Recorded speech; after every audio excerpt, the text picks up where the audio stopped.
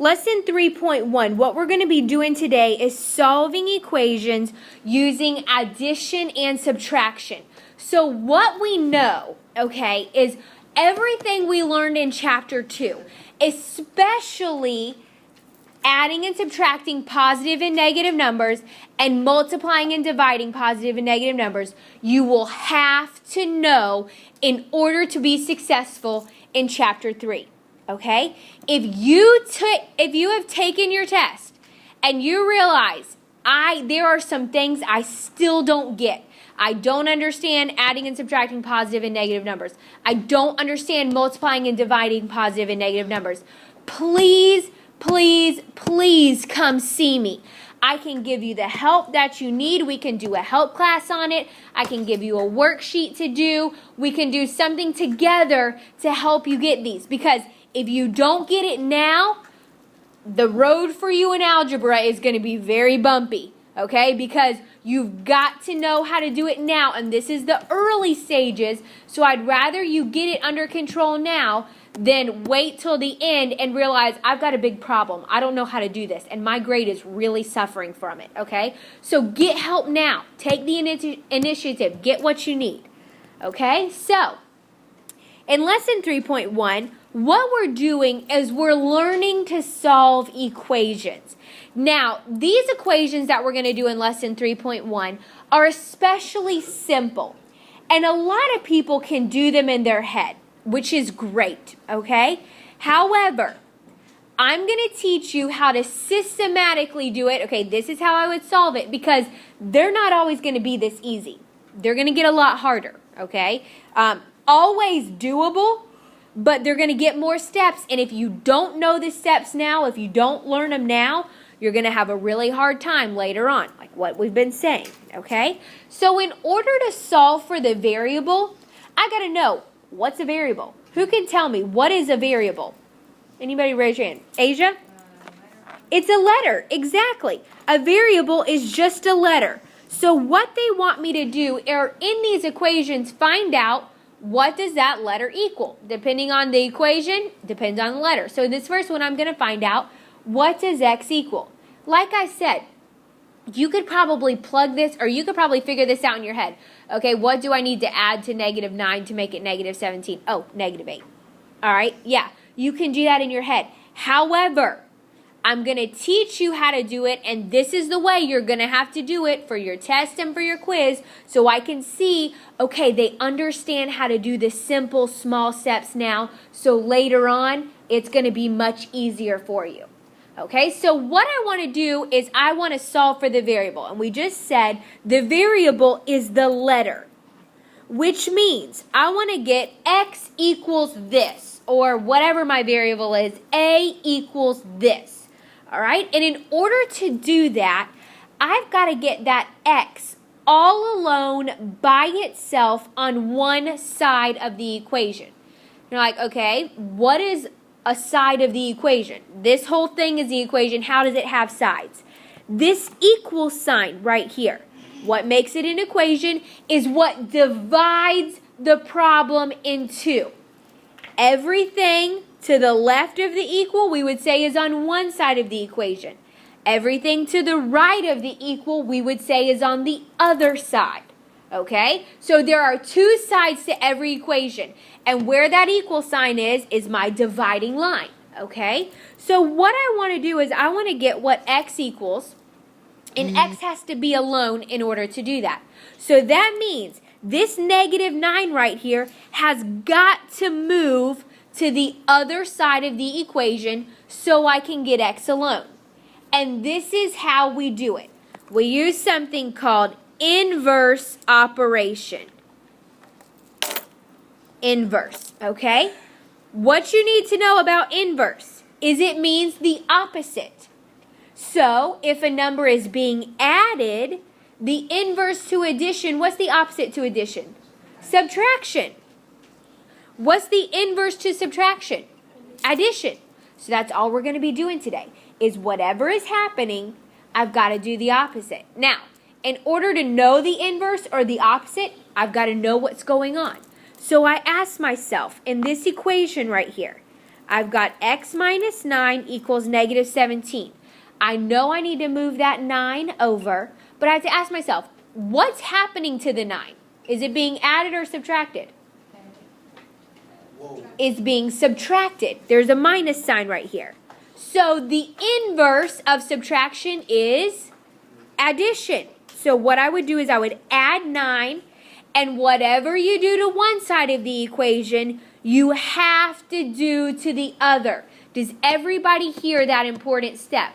Whatever you do to one side of the equation, you have to do to the other.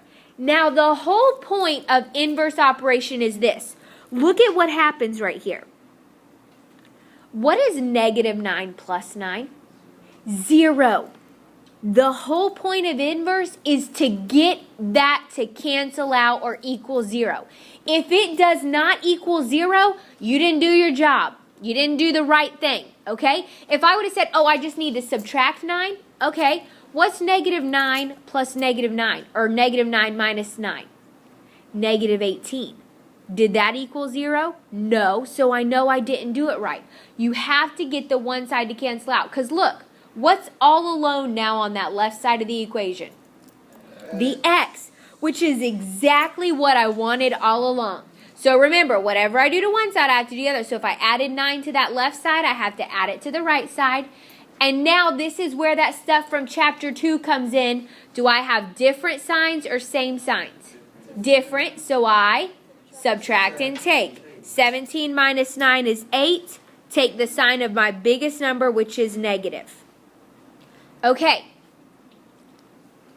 There should be no grades on the test or quiz that are less than 100. You say, whoa, that is a lot of pressure. What do you mean? Okay.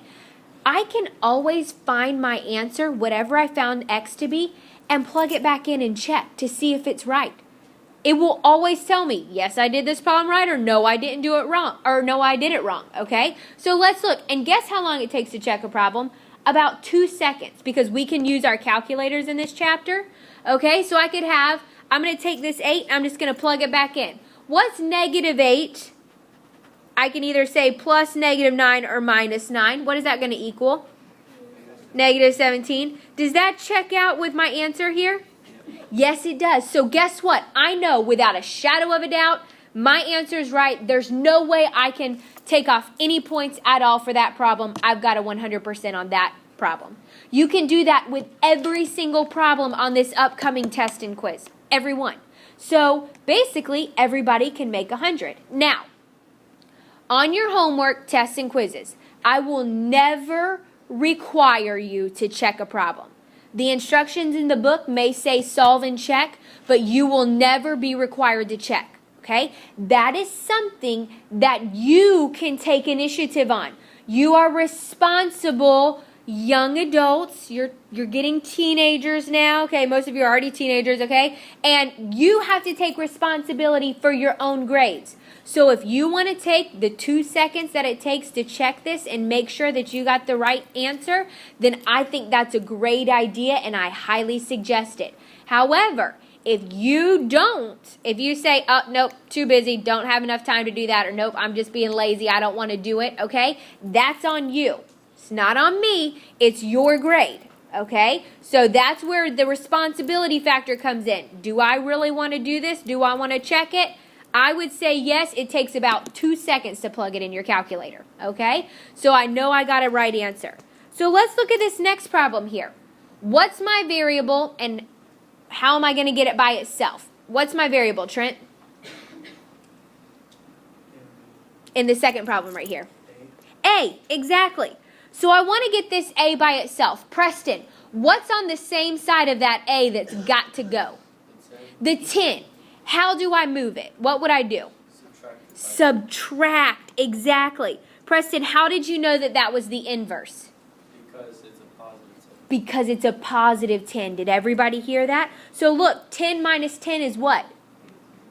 0. So it works out. So I subtract 10 over here. Whatever I do to one side, I've got to do to the other. And I get A is equal to what? 15. You may say, okay, Ms. Reber, I can look at that problem and go 10 plus what is equal to 25? 15. Do you have to show me the work? Yes, you do. You have to show work, even if you can do it in your head. Because like I said, I want to know that you understand how to do these steps, so when we get farther on down the road and we're doing multi-step equations where you've got to multiply, you got to divide, you got to add, you got to subtract, you got to multiply by the reciprocal, you know how to do it, okay? You know every step. So let's plug it back in and check. 10 plus 15, what does it equal? 25. So I know I did it correct. All right, let's look at this next problem. Getting a little trickier.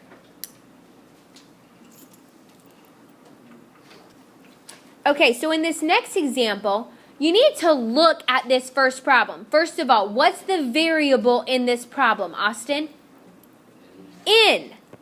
So what needs to be moved to get N by itself? Anybody? The 2. But look what you have. There should be a red flag going off in your head going, I need to fix this because in chapter 2 I learned there can never be this. What? 2 negative signs. So what would I change it to? A positive. Now, you may say, okay, do I really need to do that first? Yes. Because look, I went from a subtraction problem to a what problem? Addition. They have different inverses. What's the inverse to addition? Subtraction. So I would have to subtract 2, which cancels out here. Whatever I do to one side, I have to do to the other. What's negative 11 plus negative 2? Or I can look and I say, do I have the same signs or different signs? Same. So I add the 2 numbers together and keep their sign. Now, I get negative 13 equals N. There are 2 ways to write it. I can write it like this, or I can write it N equals negative 13. Either way is correct. It does not matter which way you write it, okay? Now, technically, in math world, they say the variable should always be first. So I should always say N equals this, or whatever the variable is, X equals this, okay? But I'm not going to count you wrong if you write it negative 13 equals N, because you just showed me I know how to do everything. I got the right answer. I just didn't flip it around. That's okay. All right, so let's look at this next problem. Morgan, what's the variable? R. So what do I need to move? Taylor? Okay, well, what am I moving? Tell me, what am I moving? The 3. And how would I move that?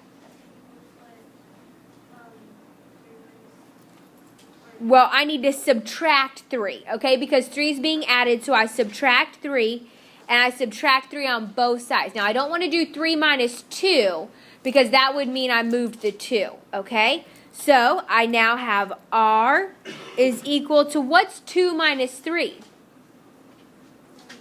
Negative 1.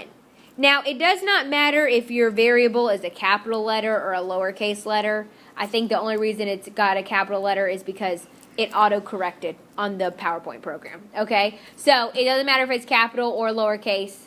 It's the same thing. All right, plug it back in to see if it's right. Negative 1 plus 3 is 2. Yep, I checked it. I know it's right. I can move on, okay?